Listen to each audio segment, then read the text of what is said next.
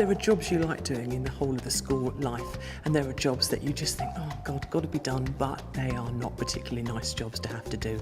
I have to say invigilation is probably one of those. Welcome to Exam Time Tips, with practical help for all those exam time pressures. Invigilation is very boring. But just occasionally things can go wrong. We've had people faint. Sometimes we've had police, we've had fire engines, we've had motorbikes racing up and down. Just keeping them on task and making sure that they weren't panicking, because I could see some of them were a bit... We've got some time-saving tips from a group of experienced teachers, as well as some solid advice from exam expert George Turnbull. You are there to make sure the students have a quiet and comfortable environment so that they can sit the examination in the best atmosphere that is possible. Everything you need to know to prepare yourself and your students before, during and after exam time. I really do hesitate to give advice to teachers as to what they should do because they know their own students. But in general terms, cramming is obviously not a good idea. They should be consolidating, I think, examination technique, perhaps looking at some past questions and taking the opportunity for the students to ask the questions about how do you do this, how do you do that, or I'm confused by this. But I think the way the students use the time is the most important factor. All they see is the number of examinations they've got ahead of them and they just worry. Pupils, sometimes you wouldn't even expect that they would actually express those levels of stress, who had been very calm, hard-working, diligent students up until that time, who suddenly began to lose it, probably. Biggest problem students have is time management. And what I say to them is there's something called the 10-minute rule. Go to the room for 10 minutes. And in that 10 minutes work. Don't do anything else. Don't make a phone call, don't text anybody, don't play with a cat, don't look out the window. But work in the 10 minutes, have a break for 10 minutes and then go back for 10 minutes. Have another break, back for 10 minutes. Increase the working times into 20, 30 minutes, keeping the breaks to 10 minutes or less. But the thing is that in the time that you're working, and in the time that you're relaxing, you relax. The two don't mix. Always make sure that your students are fully prepared for the exams. They know when the exams are, how long they last for, and exactly what's going to be in the paper. You might remind your students about examination technique. If they've only got 10 minutes left in the examination because they haven't kept completely to time, and it's a 30-minute question they're going to attempt, don't do it as if it is a question that you've got 30 minutes to complete. If it's an essay, then get them to jot down the points of the argument that they would make. And if it's mathematics or science, jot down the formula that they would use, and they'll get more marks that way in 10 minutes than they would if they approached the question as though they had the full 30 minutes. The night before I had to do the French oral exams, I'd been with these students for 2 years, and it's just, they have one chance once you press record on that tape replay. That's when they have to, do themselves justice. So it was certainly for me, the night before that day, when I had the whole day with these students, I certainly couldn't sleep myself. So it's not just pressure for the students, it's also pressure for the teachers. For some schools, it's really just important to get the pupils into the exam. If pupils don't turn up for the exam, we actually go and collect them. We went to one girl's house and it was first thing in the morning and she was still in pyjamas. She was in bed. Her father then shouted up the stairs to her, get dressed. But I need to do my makeup. I said, you get in the car now. And it was a great crisis for Louise because it was the first time she'd ever had to appear in public at school without her makeup on. We got there just 10 minutes after the exam had started, so we secured 2 grades. I think that makes a difference of probably about 30 GCSE passes over the last summer. So it is a really important part of what we do. Of course, there are pages and pages of regulations, and you should have some training before you ever invigilate an examination. You need to make sure that there's some seating outside the exam room, the notices are in place. You need to make sure that there's a board which has got the centre number and the name of the school, etc. And you need to make sure that there's a clock in the exam room and it's working. So these are all the major things that need to be done. And there are rules that need to be obeyed, both by the invigilator and the school and the students. A bit worried that I would do something wrong and that the kids would end up in the wrong place, or that I would be in somebody else's way, or give them something they weren't supposed to have, or not give them something they were supposed to have. You should be in the examination room at least half an hour before it starts. When the students come in, of course, they're probably going to be as high as kites in some in some cases. So you need to settle them down and you need to get them seated. You need to get the examination papers out eventually. You need to remind them of the rules, what they can do, what they can't do. They will already have seen these rules before. And you need to give them the opportunity, if they've got mobile phones or calculators where they shouldn't have them, there's an opportunity for them to hand them over. Nowadays in exams we have a mobile phone detector. It has this really annoying, very loud voice that says mobile phone on, and you actually know that there's a mobile phone that's come into that exam hall. What we do find is that when it goes off before exam begins, most often it's teachers with their phones in their pockets. They have to remember to turn them off as well. But it is very, very important. We have to follow the rule of the law, and we have to make sure that we follow the examination code effectively. It's not the first time a mother's phoned before the examination has finished to see how her son or daughter has got on, and it ends up with that child being disqualified because they shouldn't have it in the room at all. So just in the few minutes before the examination, that's when you sort of read the last rites, if you like, for the students, in a sense. So you get the students into the hall, the pupils are sitting down, and what you have to do is, regardless of what you think of that exam paper, it might be the worst paper you've ever seen in all your born days, but you're not going to convey that to the pupils. Don't forget I told you to do this, and I said to do that, and that's will be in the exam, I told you that, because it worries the pupils. Did you do that bit? Will they remember it? It doesn't matter. The impression you have to give is you can do this. Invigilation is a very important aspect of the examination. The main thing the invigilator has got to do is to make sure that no one is doing something that they shouldn't be doing.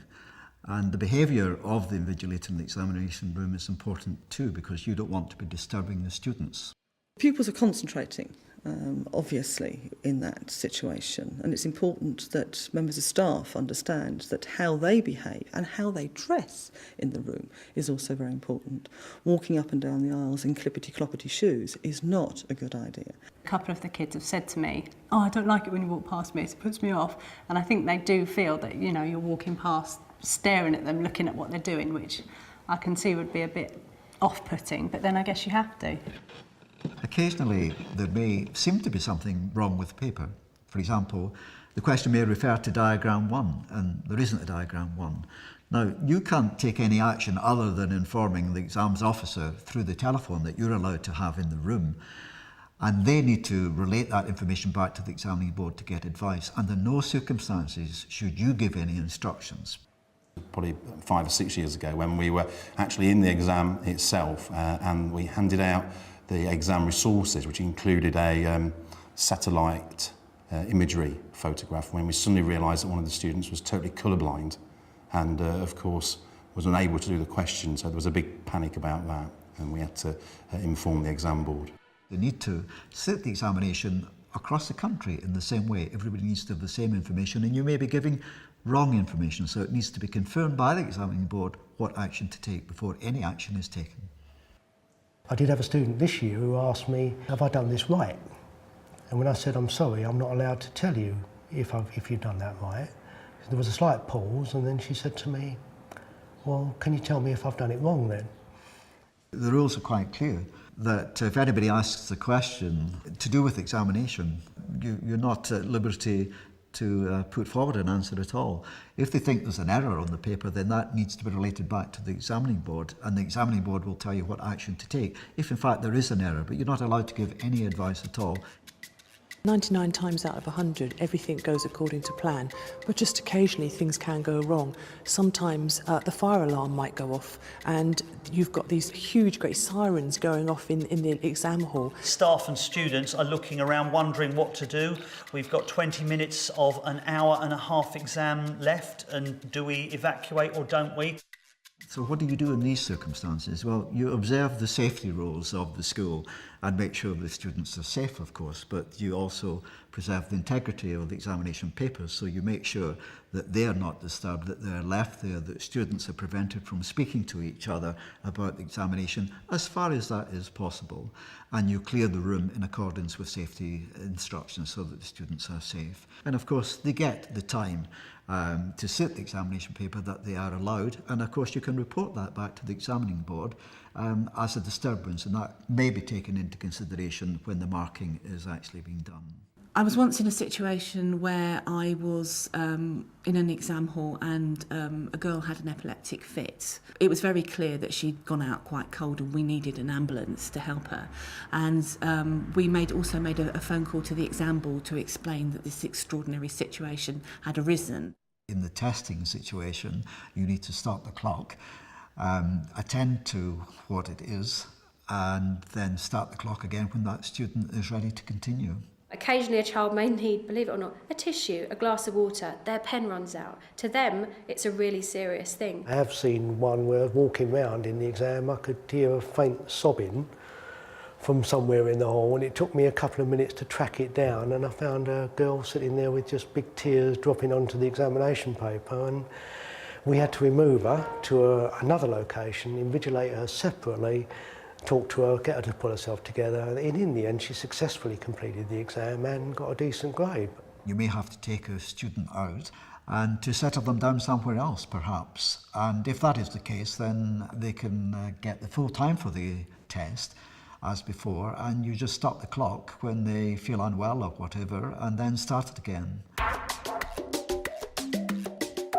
The English exam was quite boring because there's not a lot you can do.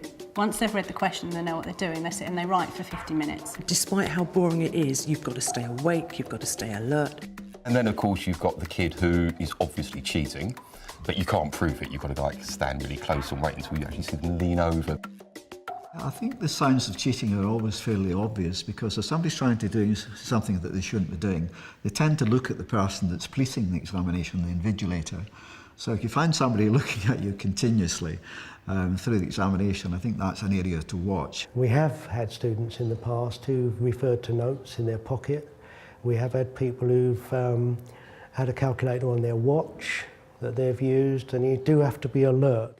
If you do spot it out, you need to report that to the head of centre or your examinations officer, and that will be sent back to the examining board. I wouldn't necessarily stop the examination or stop that student from continuing with the examination, because after the event, it may be you've made a mistake and you want to make sure that that student can complete the examination paper so that it can be marked and the situation can be taken into account later on.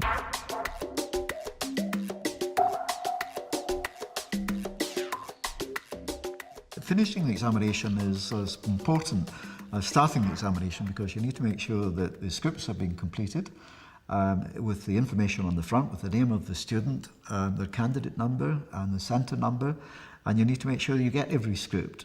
And to make sure that if there are any additional sheets of paper have been used, that they are with a treasury tag attached to the original script. And again, they need to have the name and the candidate number, etc. on that, because there are millions and millions of scripts go back to examining boards.